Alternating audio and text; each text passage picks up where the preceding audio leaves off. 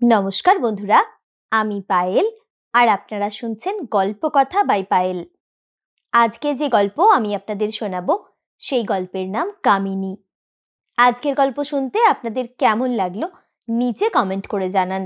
আর যেসব বন্ধুরা এখনো সাবস্ক্রাইব করেননি তাদের যদি নিত্য নতুন স্বাদের বাংলা অডিও স্টোরি শুনতে ভালো লাগে তাহলে চটপট সাবস্ক্রাইব করুন গল্প কথা বাই পায়েল। আর আপনাদের ভালো লাগার গল্পগুলো শেয়ার করে নিন পরিচিত বন্ধুবান্ধব বা আত্মীয় স্বজনের সঙ্গে। শুরু করছি আজকের গল্প কামিনী। দোদুল মিত্র পেশায় সাংবাদিক। মূলত বিভিন্ন জায়গা থেকে আসা খবরের সন্ধানে যাওয়া এবং ফিরে এসে নিজেদের কাগজের জন্য তা গুছিয়ে লিখে ফেলাই তার কাজ। এবারে যে জায়গায় খবর সংগ্রহের জন্য তাকে যেতে হচ্ছে সেটা একটা প্রত্যন্ত গ্রামাঞ্চল। হাওড়া থেকে ভোরবেলা লোকাল ট্রেন ধরে সম্পাদক মশাইয়ের নির্দেশ মতো যে স্টেশনে প্রায় ৯টার কাছাকাছি তিনি নামলেন, অত সকালেও সেই স্টেশন চত্বর বেশ নিরিবিলি। দু একজন স্থানীয় মানুষ ট্রেন থেকে নেমেই দ্রুত গতিতে উধাও হয়ে গেলেন। দোদুল মিত্র পায়ে পায়ে স্টেশন চত্বর ছাড়িয়ে বাইরে এলেন। গরমকালের সকাল এবং হালকা চিড়বিড়ে একটা গরম থাকলেও চারপাশে প্রচুর গাছপালা এবং হালকা হাওয়াও বইছে একটা। বাইরে এসে চা, তেলে ভাজা এবং পান বিড়ি সিগারেটের একটা ছোট গুমটি দেখতে পেলেন তিনি। সম্পাদক মশাই বলে দিয়েছিলেন সারাদিনে একটাই বাস চলে, সকালে একবার নিয়ে যায় আর দুপুরে ফিরে এসে আরেকবার প্যাসেঞ্জার নিয়ে যায়, আর ফেরে না সেদিন, আবার পরদিন সকাল 10টার দিকে। তবুও তিনি এগিয়ে গিয়ে দোকানদারকে জিজ্ঞেস করলেন, ও দাদা, বনপাহাড়ি যাওয়ার বাস কখন আসবে বলতে পারেন? আধবুড়ো ধুতি পরা দোকানদার তার দিকে একবার তাকিয়ে নিয়ে ডুবো তেলের মধ্যে লম্বা লম্বা বেগুনিগুলো ছাড়তে ছাড়তেই বলল, এখনই এসে পড়লো বলে। তা বাবু কি এই অঞ্চলের নতুন নাকি? চা দেবো নাকি একটা? ঘাড় নেড়ে হ্যাঁ বলতেই ঝটপট লোকটি আরেক দিকের উনুনে চায়ের কেটলি চাপিয়ে দিল। মাটির ভাঁড়ে করে গুড় আর আদা দেওয়া চা চুমুক দিতে দিতেই বাস এসে পড়ল। দোকানদারটি নিজের কাজে হাত চালানোর পাশাপাশি তার সাথে কথাও বলছিল। তিনিও চেষ্টা করছিলেন খবর নেওয়ার।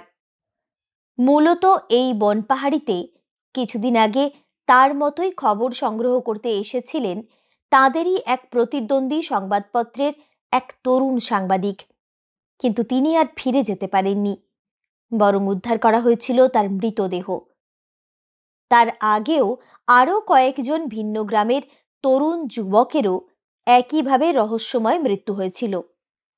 সেই মৃত্যু রহস্যের কিনারা করতে এসে সাংবাদিক ছেলেটির মৃত্যু হয়, আর অদ্ভুতভাবে সেই রহস্যও অধরা। এমনকি এক পুলিশ অফিসার তদন্ত করতে গিয়ে নিখোঁজ হয়ে যান। বাসে উঠে সামনের দিকেই বসেছিলেন তিনি। ইতিমধ্যে আর একটি ট্রেন থেকে নামা কয়েকজন স্থানীয় লোকও বাসে উঠেছিল। বেশিরভাগই ব্যবসায়ী গোছের লোকজন, কেউ শাকসবজি বা মুরগি নিয়ে উঠেছে।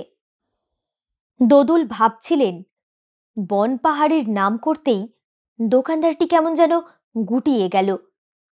তারপর তার আসার উদ্দেশ্য বুঝতে পেরে সম্ভবত বিড়বিড় করে একবার বলে উঠেছিল, সব রহস্য মানুষের যে উদ্ধার করার কি দরকার বাবু? কিছু কথা গোপন থাকলেই তো ভালো।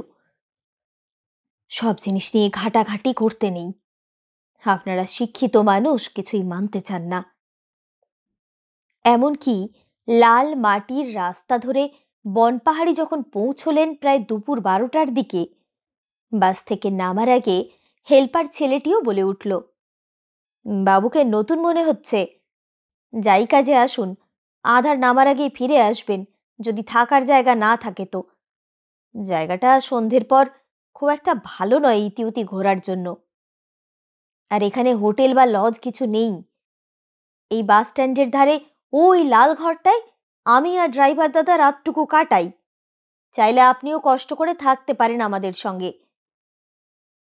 তিনি হেসে একটু ধন্যবাদ জানিয়ে জেনে নিলেন গ্রামের পোস্ট অফিসটি কোথায়। এই গ্রামের পোস্টমাস্টার নাকি তাদের সম্পাদক মশাইয়ের ভাইয়ের ছোটবেলার বন্ধু। তাকে আগে থেকেই খবর দেওয়া ছিল। ঘন গাছপালায় ঘেরা লাল সুড়কির রাস্তা দিয়ে মিনিট ৫-৬ হাঁটতেই পোস্ট অফিসের দেখা পেলেন তিনি। পৌঁছে নিজের পরিচয় দিতেই পোস্টমাস্টার খুব খাতির করে ভেতরে ডেকে বসালেন তাকে। বললেন, এই পোস্ট অফিসের পিছনেই আমার বাসা, আর একটু পরেই যাব। আপনি এত দূর থেকে আসছেন, চলুন না আগে খাওয়া দাওয়া করে একটু বিশ্রাম নেবেন, তারপর না হয় বেরোবেন। তবে আমার মনে হয় অন্ধকার হওয়ার আগেই যা খোঁজ নেওয়ার নিয়ে ফিরে আসাই ভালো। বরং আজকের রাতটা আমার বাসায় কাটিয়ে কাল সকাল সকাল বেরোলেন। দোদুল মিত্র বললেন, না না, তাতে দেরি হয়ে যাবে, আমায় কাল সকালে ট্রেনটা ধরতেই হবে। আপনি শুধু আমাকে বলুন, যে জায়গায় মৃতদেহগুলো পাওয়া গিয়েছিল সেই জায়গাটা কত দূরে, পায়ে হেঁটে যাওয়া যাবে? তিনি বললেন, প্রায় ১-১.৫ কিলোমিটার। একটা দিঘি আছে মাঠের ধারে। অত বড় দিঘি এই গ্রাম বা আশেপাশের গ্রামে নেই। আর সেই দিঘির ধারে একটা ভাঙা প্রায় পোড়ো জমিদার বাড়ি আছে। জায়গাটা দিনের বেলাতেও একটু ঝুপসি মতো, প্রচুর গাছপালাও আছে। জানেন, আগে গ্রামের বাচ্চারা ওখানে ফুটবল খেলতেও যেত, কিন্তু মাস ৬ ধরে গ্রামে যা ঘটছে, ওই অঞ্চলের আশপাশ থেকেই মৃতদেহগুলো উদ্ধার হয়েছে। আজকাল দিনের বেলাতেও কেউ ওদিকে যায় না। আপনি আমার সাইকেলটা নিয়ে যান, তবে বেশিক্ষণ ওখানে থাকবেন না। যদি খবরের জন্য ছবি টবি তুলতে চান, তুলে চলে আসবেন। দোদুল মিত্র পোস্টমাস্টার রতন তরফদারের বাসাতে চটপট দুপুরের খাওয়া সেরে বেরিয়ে পড়লেন সাইকেল নিয়ে। বেশ অনেক দিন বাদে দোদুল এভাবে সাইকেল চালাচ্ছেন। মনটা ফুরফুরে লাগছিল তার। তিনিও গ্রামেরই ছেলে। ছোটবেলার নানা কথা তার মনে পড়ছিল। এভাবে চলতে চলতে হঠাৎ দেখতে পেলেন পোস্টমাস্টারের বর্ণনা করা জায়গাটা প্রায় সামনেই এসে পড়েছে। অনভ্যস্ত পায়ে সাইকেল চালিয়ে তিনি ক্লান্ত হয়ে পড়েছিলেন। তার উপর যতই গাছপালার ছায়া থাকুক, শেষ বৈশাখের চড়া রোদ্দুর হাঁপ ধরে গিয়েছিল তার। সাইকেল থেকে নামতেই তার চোখে পড়ল হলুদ ফুলে ঝুপসি হয়ে থাকা সোনাঝুরি গাছটার নিচে ঠেস দিয়ে দাঁড়িয়ে একটি মেয়ে। পাশে কিছু ডালপালা পাতা স্তূপ করে রাখা। সম্ভবত গ্রামেরই মেয়ে, ডালপালা সংগ্রহ করতে এসেছে রান্নার জন্য। কিন্তু রতন তরফদার তো বলছিলেন আজকাল এদিকে গ্রামের লোকজন খুব একটা কেউ আসে না। তবে কি মেয়েটির ভয় ডর নেই নাকি? সাইকেলটা একটা গাছের গোড়ায় দাঁড় করিয়ে হ্যান্ডেলে ঝোলানো হাত ব্যাগ থেকে ক্যামেরাটা বের করে তিনি প্রথমেই মেয়েটির একটি ছবি তুললেন। তারপর দিঘির পাড়ের জমিদার বাড়ির। তারপর এগোতে এগোতে তিনি খেয়াল করলেন মেয়েটি তার দিকে ঘুরে তাকিয়েছে এবং হাসছেও। তিনি আরেকটু কাছে এগিয়ে হাসির প্রত্যুত্তরে হাসলেন মেয়েটির দিকে তাকিয়ে। ভালো করে লক্ষ্য করতেই দেখলেন মাজা মাজা কিন্তু অসম্ভব উজ্জ্বল ত্বকের মেয়েটির শরীরের বাঁধুনি আগুনের মতো। পুরুষ মানুষকে জ্বালিয়ে পুড়িয়ে খাক করে দিতে পারে এমন আকর্ষণীয় শরীর তার। পরনে একটা সাদা শাড়ি একটু উঁচু করে পরা, আর এক মাথা কালো এলো চুল পিঠের ওপর ছড়ানো। না, চেয়েও দোদুল তার দিক থেকে চোখ সরাতে পারছেন না। দোদুল মিত্রের ৩০ বছর বয়স। তিনি ডিভোর্সি বছর ২ হলো। মানসিক বনিবনা না হওয়ায় তারা আলাদা হয়ে গেছেন। তবে দুশ্চরিত্র বা লম্পট পুরুষ তিনি কোনো দিনই নন। তবে এই গ্রাম্য মেয়েটির শরীর থেকে তিনি চোখ সরাতে পারছেন না কেন? মেয়েটি তাকে প্রশ্ন করল, বাবু, তুমি কোথায় যাবে? এই ভর দুপুরবেলা এই ছবি তোলার যন্ত্র নিয়ে ঘুরছো কেন এখানে? তিনি কেমন যেন সম্মোহিতের মতো বললেন, আমি একটা বিশেষ কাজে এসেছিলাম। মেয়েটি আবার তাকে বলল, কাজ তুমি পরে করো বাবু, আগে আমার দু একটা ছবি তুলে দাও দেখি। চলো না, আমরা ওদিকে যাই। কি গো, দেবে তো? আজ পর্যন্ত কেউ কামিনীর ছবি তোলেনি, শুধু একবার একজনই। সেই ছবিটা আমার ঘরের দেওয়ালে রয়েছে গো বাবু। দোদুল ঘোরের মধ্যেই জিজ্ঞেস করলেন, কে কামিনী? মেয়েটি খিলখিল করে হেসে বলল, কে আবার? এই পুরো গ্রামে কামিনী তো আমি একজনই গো। দোদুল মিত্র নিজেও জানেন না কখন তিনি কামিনীর সাথে কথা বলতে বলতে পোড়ো জমিদার বাড়ির ভেতর ঢুকে পড়েছিলেন, আর সাথে সাথে নানা ভঙ্গিমাতে তার ছবিও তুলছিলেন। কতক্ষণ সময় কেটেছে তারও কোনো হিসেব ছিল না তার কাছে। আর কি কাজে তিনি এসেছিলেন তাও যেন ভুলে গিয়েছিলেন। কামিনী তাকে চুম্বকের মতো টানছিল, তার শরীরের প্রতিটি খাঁজে ভাঁজে সম্মোহন, সর্বনাশের আমন্ত্রণ। তিনি তার মধ্যেও একবার জিজ্ঞেস করলেন, এই যে তুমি একা একা ঘুরে বেড়াও, তোমার ভয় করে না কামিনী? কামিনী আবার তেমনি হাসতে হাসতে এবারে তার আরো কাছে এগিয়ে এলো। তারপর ফিসফিসিয়ে বলল, ভয়ও আজকাল আমাকে ভয় পায় বাবু, তবে তুমি নির্জন বলে ভয় পেও না। এই কামিনী তোমাকে খুব ভালোবাসবে, আদর করবে। তারপরে যে কি ঘটছিল দোদুল নিজেও ঠিক মতো জানেন না। কামিনীর বাহুবন্ধনে আদরের তীব্রতায় হারিয়ে যাচ্ছিলেন। অনুভব করছিলেন কামিনীর শরীর থেকে আসা কামিনী ফুলের মতোই চেতনা আচ্ছন্ন করা সৌরভ। হঠাৎ মনে হলো দূর থেকে কার যেন ডাক শুনতে পেলেন, অনেক দূর থেকে ভেসে আসছে। তিনি সাড়া দিতে চাইছেন কিন্তু পারছেন না। তারপরে আর কিচ্ছু মনে নেই তার। অন্যদের মতো সেদিন হয়তো দোদুল মিত্র পরলোকের বাসিন্দা হয়ে যেতেন, যদি না বাসের হেল্পার ছেলেটি ড্রাইভারকে সঙ্গে নিয়ে তাকে খুঁজতে না আসতো সেদিন।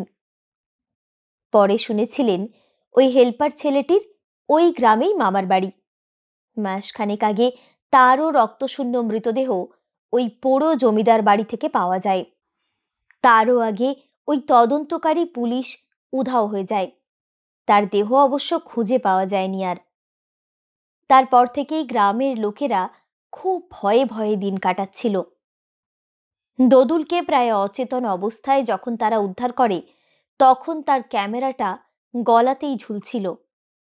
তবে অদ্ভুত ব্যাপার, তার ক্যামেরাতে কামিনীর কোনো ছবি ছিল না, শুধু দিঘি আর পোড়ো জমিদার বাড়ির একটা ছবি। তবে তাঁর দেওয়া তথ্য অনুযায়ী তদন্ত করে শেষ পর্যন্ত জানা যায় যে গ্রামের বিধবা মেয়ে কামিনীর সাথে মিথ্যে ভালোবাসার নাটক করে অবৈধ সম্পর্ক তৈরি করেছিল পাশের গ্রামের মোড়লের ছেলে কান্তি। সে কামিনীর কয়েকটা ছবিও তুলে দিয়েছিল। পুলিশ কামিনীর ঘর তল্লাশি করে আরো কিছু প্রমাণ পায়। কান্তি বিবাহিত ছিল। যেদিন সে জানতে পারে কামিনী অন্তঃসত্ত্বা, সেদিন কামিনীকে গর্ভপাত করানোর জন্য চাপাচাপি করে। এই নিয়ে বিস্তর ঝামেলার পর কামিনী একদিন এই জমিদার বাড়ির একটি গাছে ঝুলে আত্মহত্যা করে। আর ভয়ে কিছুদিনের জন্য গা ঢাকা দিয়েছিল মোড়লের ছেলে কান্তি। কিন্তু সে খুব গোপনে সম্পর্ক রাখত কামিনীর সঙ্গে, তাই তেমন একটা কেউ টের পায়নি।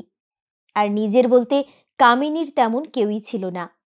স্বামী মারা যাওয়ার পর তার শ্বশুরবাড়ির লোকে যোগাযোগ রাখেনি আর তার সঙ্গে, তাই তার আত্মহত্যা নিয়ে খুব বেশি হইচইও হয়নি। অদ্ভুত ব্যাপার হলো, কামিনীর মায়াজালে যতজন বেঘরে প্রাণ দিয়েছে সবাই ছিল বিবাহিত পুরুষ। কান্তি পুলিশের জেরায় সব কথা স্বীকার করেছিল। আইনে তার খুব বেশি শাস্তি না হলেও কিছুদিন পরে তারও অস্বাভাবিক মৃত্যু হয় জলে ডুবে। পোড়ো জমিদার বাড়ির দিঘির জলে ভেসে উঠেছিল কান্তির মৃতদেহ। কান্তির তোলা কামিনীর ছবি দেখেছিলেন দোদুল মিত্র, তবে তাকিয়ে থাকতে পারেননি কয়েক মুহূর্তের বেশি। তার মনে হচ্ছিল ছবির ভেতর থেকে তিনি বোধহয় কামিনীর অস্তিত্ব টের পাচ্ছেন। গাটা অদ্ভুত শিরশির করে উঠেছিল তার। কামিনীকে বোধহয় চেয়েও এ জীবনে ভুলতে পারবেন না তিনি। এমনকি কামিনী রহস্য যখন নিজেদের কাগজের জন্য গুছিয়ে লিখছেন, নিজের চারপাশে যেন অনুভব করছিলেন কামিনীর তীব্র সৌরভ।